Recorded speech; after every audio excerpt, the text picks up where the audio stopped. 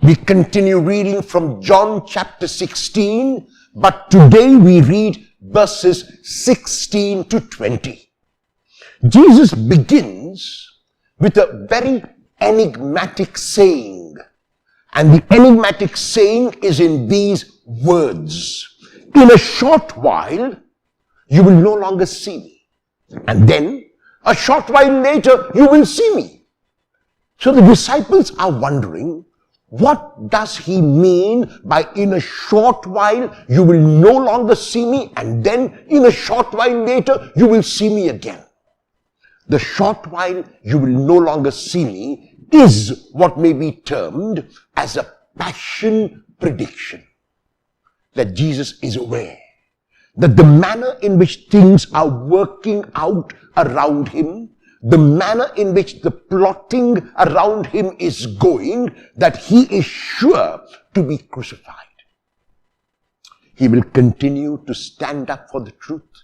He will continue to stand up for justice. He will continue to stand up for love. But this will not be palatable to some.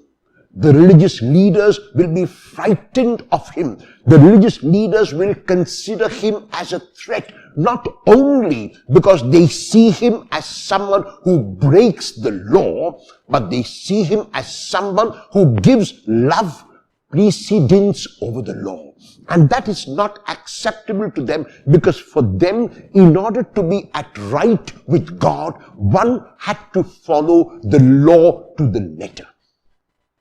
Jesus knows that his God is a God who goes beyond the law, who goes beyond rules, a God who goes to love. And that is why this is the God he will proclaim, and this is the God he will believe in.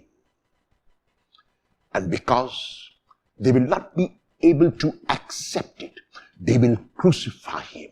And this is what Jesus means, in a short while you will no longer see me. The physical Jesus will be buried in the tomb. However, while there is a passion prediction, there is also a resurrection prediction. And when Jesus says, "Then a short time later you will see me," he talks about the resurrection.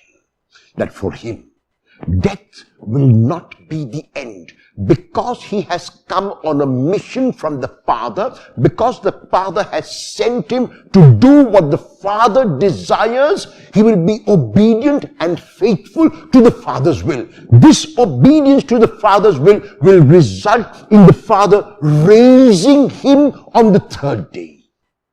It is then that the disciples will not merely encounter the historical Jesus, then they will encounter the risen Christ, the Christ who can be with them every single moment of every day, the Christ who will be with them as Emmanuel, God with us.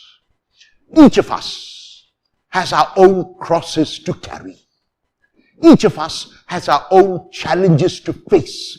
Each of us has our own obstacles and hurdles that we must cross over.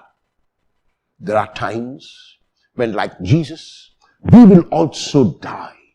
There are times when the weight of the cross becomes too heavy to bear.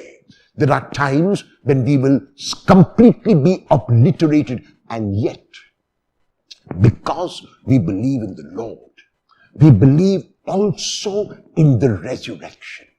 We are not a people for whom death is the end. We are a resurrected people. We are a people who will be born again, because the Lord is a God of the living, not of the dead. When you are tempted to give up today, will you keep on keeping